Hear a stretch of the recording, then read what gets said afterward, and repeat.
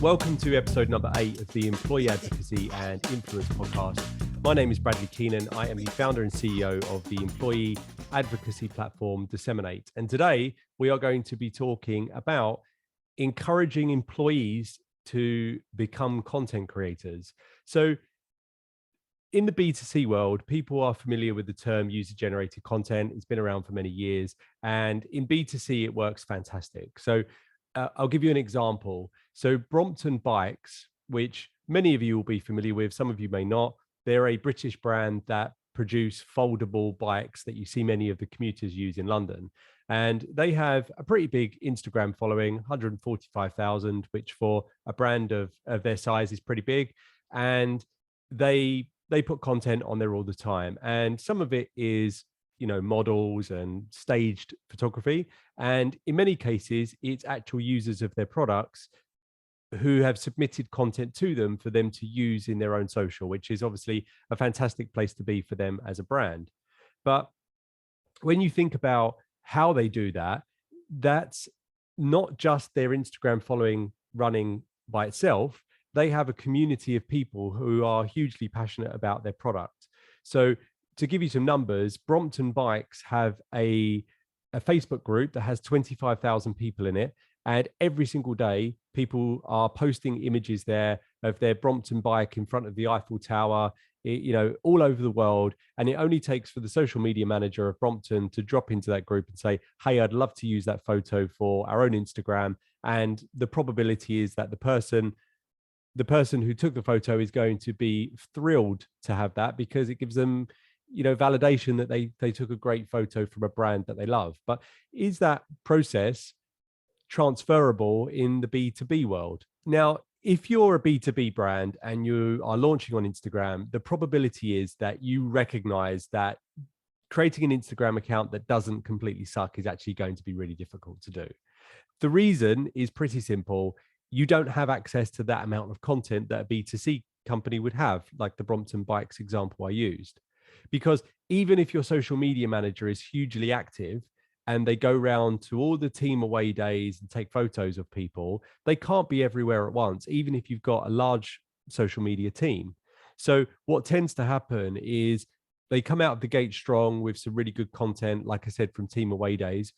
And then it defaults to somebody's first day in the office. So they're standing outside the corporate head office, standing in front of the big logo, or it's a picture of their desk with their new laptop and all the images that we've seen on LinkedIn 1,000 times. And it just becomes a little bit boring. So how does employee advocacy help in this world where we're trying to gather authentic content?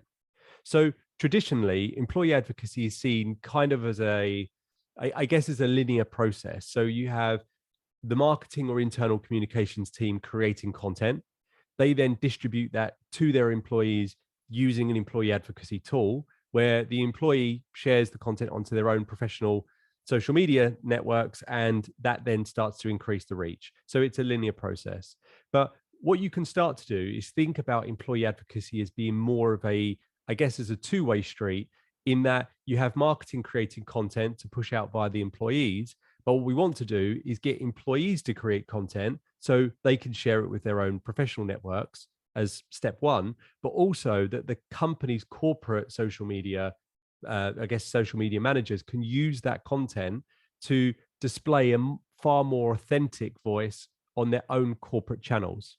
Before you do this, you have to accept that not all content that you produce is there to sell your product or service to your customers. So a really good way of thinking about this is that your job is to create engaging content, because engaging content creates engagement.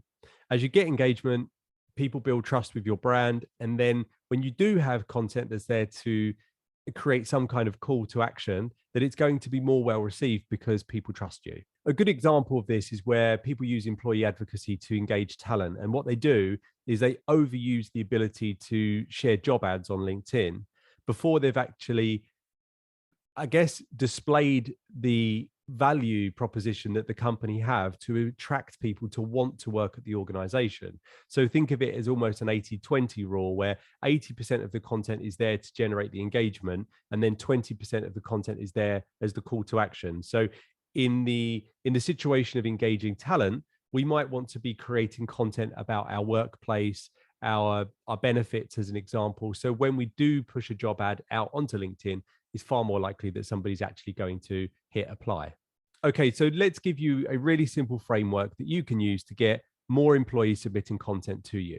So it starts with defining what type of content do you actually want to receive.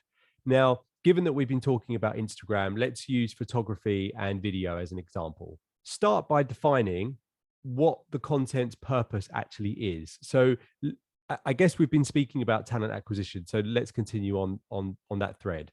So if you're looking to attract people to come and work at your company, then the probability is that you want to show people what it's like to work in your organization. You want to show people that you have a diverse workforce and that generally the company is a great place to work.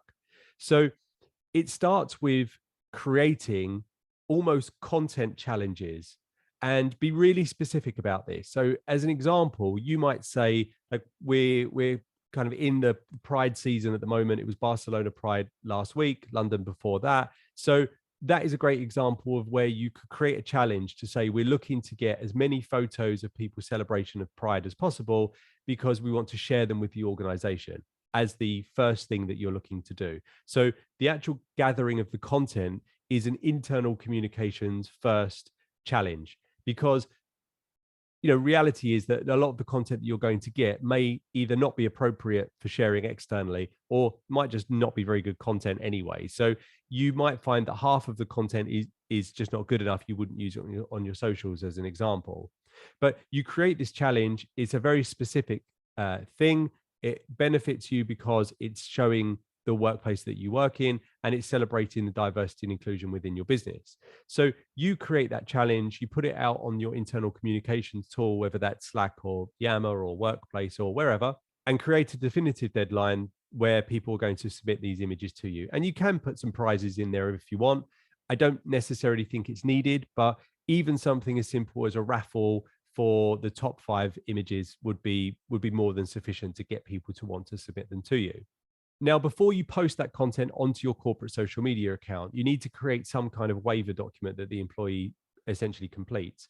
And that can be done in partnership with your legal team, and even something as simple as a Google Shared Doc, but just something that gives you the legal right to post that content yourself. And when you post the content onto your social media account, you want to credit the person who created that image. So that's important for 2 reasons. Firstly, it creates, we've spoken about this before, a positive feedback loop for that person to want to submit more content to you in future. But it also shows the following of your corporate account that is a genuine photo taken by a member of staff, because it just displays the authenticity that everybody is looking for. And of course, now that content has been shared via your corporate social media accounts, it can actually go back into the system and become content for your employee advocacy program. And as you're sharing that content, you've essentially taken one moment in time from a single employee, you've broadcasted it via your corporate social following, but then you've also added that additional layer of sharing it via your employee network. And as other employees see that you are utilizing certain employees' content, more people are going to submit content for you. And ultimately, it just feeds into creating more authentic content for you to share. So other examples of challenges you could create would be birthdays, people's first days, people who have just had babies, basically anything in your organization that shows the human element to your business is going to make for great content. And the more you do this, the more library of content that you create, and then having an Instagram account that isn't just people's first day in the office, and as I said, those horrible pictures of laptops on people's desks, is going to be easier for you to achieve. And more importantly, it's going to be an authentic representation of your business. So thank you for taking the time to listen to episode number 8 of this podcast. Contact details for me will be in the footnotes of the show, along with some additional resources. But as always, please do feel free to get in touch with me on LinkedIn.